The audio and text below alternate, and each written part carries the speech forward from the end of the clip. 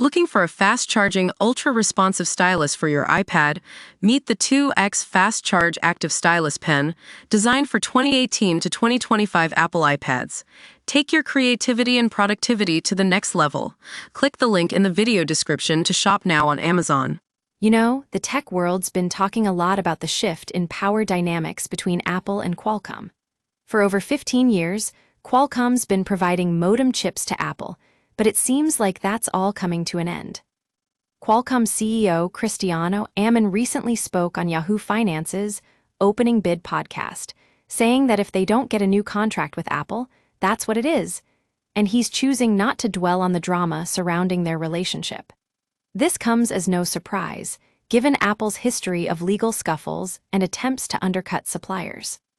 Qualcomm did pull in some serious cash from Apple last year, more than $2.5 billion for patent licenses alone, but apparently that wasn't enough to keep them happy.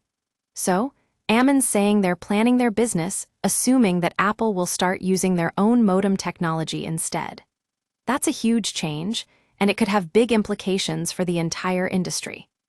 But before we get too caught up in the drama between these two tech giants, let's take a closer look at how this might play out.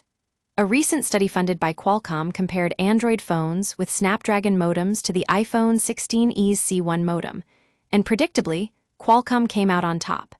However, their own homegrown modem lacked some key features, like MWave support.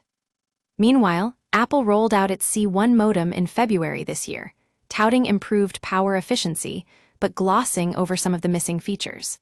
And despite their efforts to go it alone, we can expect Qualcomm modems to still be under the bonnet of other iPhones for a while yet, at least until March 2027.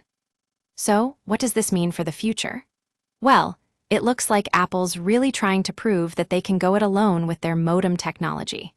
There are whispers of an improved C1 and even a C2 modem in the works, but let's be real, history doesn't always repeat itself when it comes to hardware transitions.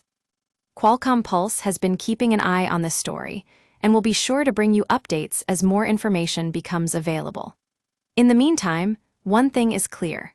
The relationship between Apple and Qualcomm is coming to a close, and that could have big consequences for the entire industry.